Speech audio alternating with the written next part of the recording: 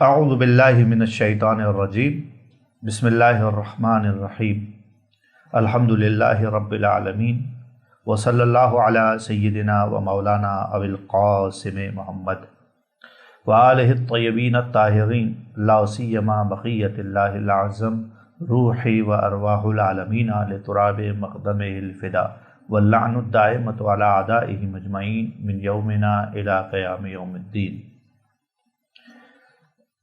عزیزوں، آپ کے ساتھ میں کلمات الکسار کے حوالے سے ایک سلسلہ شروع کیا جا رہا ہے۔ امیر المومنین علی بن ابی طالب علیہ الصلاۃ والسلام کے کلام کا جو مجموعہ ہمارے ہاتھوں میں موجود ہے نہج البلاغہ کے نام سے، جہاں یہ کتاب نہج البلاغہ بلاغت کی معراج اور بلاغت کا راستہ ہے، وہیں اس کتاب میں معارف اہل بیت بھرپور طریقے سے بیان کیے گئے ہیں۔ اگرچہ کہ سید رضی علیہ الرحمہ نے اس کتاب کو تالیف کرنے کا جو فرنٹ اور بنیادی مقصد ظاہر کیا ہے، وہ یہ ظاہر کیا ہے کہ کلام الامام امام الکلام، کہ مجھے ادب میں عربی زبان کے اندر مختلف جگہوں پر مختلف کلامات دیکھنے کا موقع ملا، کلام دیکھنے کا موقع ملا۔ ان کلاموں میں امیر المومنین کے کلام کو ایک خاص امتیاز حاصل ہے بلاغت کے اعتبار سے، لہٰذا انہوں نے اس بات کو بنیاد بناتے ہوئے نہج البلاغہ کی جمع آوری کا سلسلہ شروع کیا۔ اگرچہ کہ وہ اس کام میں مکمل طور پر کامیاب نہیں ہو سکے کہ امیر المومنین کے سارے کلام کو یکجا کر دیا جائے، لیکن بہرحال انہوں نے آنے والی نسلوں کے لیے ایک مجموعہ ضرور چھوڑا ہے جو ہمارے ہاتھوں میں موجود ہے نہج البلاغہ کے نام سے۔ بعد کے علماء اور محققین نے آنے کے بعد اس پر مزید محنت کی، اور محنت کرنے کے نتیجے میں انہوں نے مختلف کتابیں لکھی اس موضوع پر، جنہیں ہم تعبیر کرتے ہیں مستدرکات نہج البلاغہ، یعنی کہ امیر المومنین کا وہ کلام کہ جو سید رضی نہج البلاغہ میں لکھنے سے رہ گئے ہیں، اس کو انہوں نے جمع کیا اور کئی مجموعے اس پر لکھے گئے ہیں۔ تو بات چل رہی ہے ہماری نہج البلاغہ کے حوالے سے، تو نہج البلاغہ کو بنیادی طور پر کہا جا سکتا ہے کہ 3 حصوں میں تقسیم کیا گیا ہے۔ البتہ بعض نہج البلاغہ کے جو نسخے ہیں اس سے اندازہ ہوتا ہے کہ 4 حصے ہیں نہج البلاغہ کے، لیکن جو 3 معروف حصے وہ ہیں کہ ایک حصہ جو ہے وہ خطبات امیر کا ہے، دوسرا حصہ خطوط امیر کا ہے، اور تیسرا حصہ کلمات القصار کا ہے، اور تیسرے حصے کے بعد وہ بہت چھوٹا سا حصہ ہے جو امیر المومنین کے خصوصی اسپیشل کلمات کو انہوں نے نقل کیا ہے۔ عام طور پر لوگ اس چوتھے حصے کو تیسرے حصے میں ہی ضم سمجھتے ہیں، مانتے ہیں، اور الگ سے کاؤنٹ نہیں کرتے ہیں، اور ضرورت بھی نہیں ہے۔ بالکل شکل و صورت کے اعتبار سے، مقدار کے اعتبار سے یہ جو چوتھا حصہ جس کی بات کر رہا ہوں وہ آتا تو کلمات القصار ہی میں ہے۔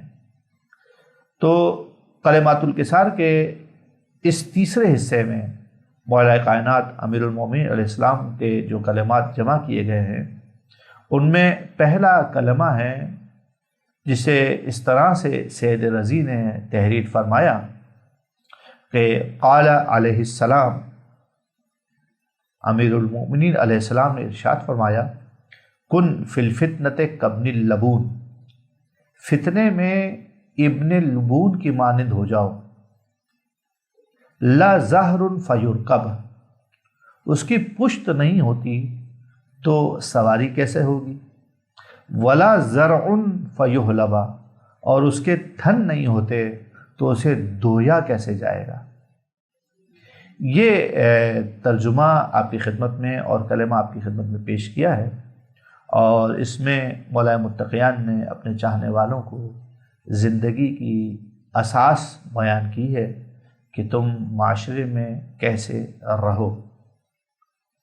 انسان جو اس معاشرے میں رہتا ہے اور اہل بیت کا چاہنے والا ہے، وہ یقیناً خیر طلب ہوتا ہے، لوگوں کے لیے کام کرتا ہے، لوگوں کی ریکویسٹ اور ان کی درخواستوں کو پورا کرتا ہے، لیکن مومن اتنا سادہ نہیں ہوتا۔ مومن کے لیے جو طریقہ بتایا جا رہا ہے کہ اگر زمانہ فتنے کا ہو، فتنے کا مطلب یہ ہوتا ہے، ویسے جو قرآن مجید کے استعمالات سے سمجھ میں آتا ہے کہ قرآن مجید نے کہا کہ اولاد اور مال فتنہ ہے۔ فتنہ اردو زبان کا فتنہ الگ ہے، عربی زبان کا لفظ ہے فتنہ۔ فتنے کا مطلب یہ ہوتا ہے آزمائش کا وسیلہ، کہ جس کے ذریعے سے انسان کو آزمایا جاتا ہے۔ پروردگار عالم انسان کو اولاد دے کر آزماتا ہے، انسان کو مال دے کر آزماتا ہے، اور ضروری نہیں ہے کہ دے کر آزمائیں، کبھی نہ دے کر آزماتا ہے، اور کبھی ایسا بھی ہوتا ہے دیتا ہے اور پھر لے لیتا ہے، پھر آزماتا ہے۔ تو جس کی اولاد ہے اسے بھی آزما رہا ہے، جس کی اولاد نہیں ہے اسے بھی آزما رہا ہے، اور جس کو اولاد دی ہے اور لے لیا اسے بھی آزما رہا ہے۔ جس کے پاس مال ہے اسے بھی آزما رہا ہے، جس کے پاس مال نہیں ہے اسے بھی آزما رہا ہے، اور جس کے مال دے کر اسے لے لیا اسے بھی آزما رہا ہے۔ یعنی کہ پروردگار عالم انسان کو آزما رہا ہے۔ کیا آزما رہا ہے؟ آزما یہ رہا ہے کہ انسان کے پاس اولاد کی نعمت ہوتی ہے تو وہ کتنا شکر گزار ہے، اور جب انسان کے پاس سے اولاد کی نعمت چلی جاتی ہے تو وہ کتنا صابر ہے۔ اور انسان کو پروردگار عالم جب اولاد کی نعمت سے محروم رکھتا ہے تو کتنا وہ خدا سے دل لگاتا ہے، لو لگاتا ہے، ایمان پہ قائم رہتا ہے۔ ہر صورت میں بہرحال پروردگار عالم انسان کو آزماتا ہے۔ یہ ایک بنیادی بیس معنی ہے فتنے کا۔ تو اگر اس معنی کو دیکھا جائے تو ہر زمانہ ہر وقت فتنے کا زمانہ ہے، کہ ہر وقت انسان آزمایا جا رہا ہے۔ یقیناً اس کلمے میں فتنہ جو لفظ استعمال کیا گیا ہے اس کے اوپر عربی زبان کے اعتبار سے صرف فتنہ نہیں آیا ہے بلکہ الفتنہ آیا ہے۔ ایک خاص فتنے کی بات ہو رہی ہے۔ جب کہیں کہ جناب فلانی فتنہ، تو ایک فتنہ ہے، کوئی فتنہ ہے، لیکن کوئی خاص قسم کا فتنہ ہو، خاص قسم کی آزمائش ہو، تو عربی زبان میں وہاں پر الفتنے الف لام کے ساتھ تعبیر کی جاتی ہے اور یہ لفظ استعمال کیا جاتا ہے۔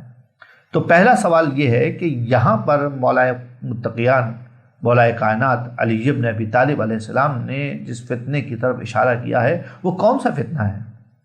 تو دوستوں وہ فتنہ ہے ایسا امتحان، ایسی آزمائش کہ دائیں جاؤ جب بھی مبتلا ہو جاؤ گے، بائیں جاؤ پھر بھی مبتلا ہو جاؤ گے، تھوک دو پھر بھی مبتلا ہو، اور اس کو نگل لو پھر بھی مبتلا ہو۔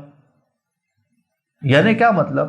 کبھی کبھار انسان ایسے دو راہے پر آ جاتا ہے کہ جس میں انسان کے سامنے دو آپشن ہیں، اس کے جو ہے وہ دو راہے پہ کھڑا ہوا ہے، اور دو راہ ایسا ہے کہ اگر اس پہلو میں جائے تب بھی وہ نقصان اٹھائے گا، اس پہلو میں جائے تب بھی وہ نقصان اٹھائے گا۔ جیسے مثال کی دی جائے آپ کو، وہ زمانہ کہ جس زمانے میں بنو عباس اور بنو امیہ برسر پیکار تھے، اقتدار کی جنگ ہو رہی ہے۔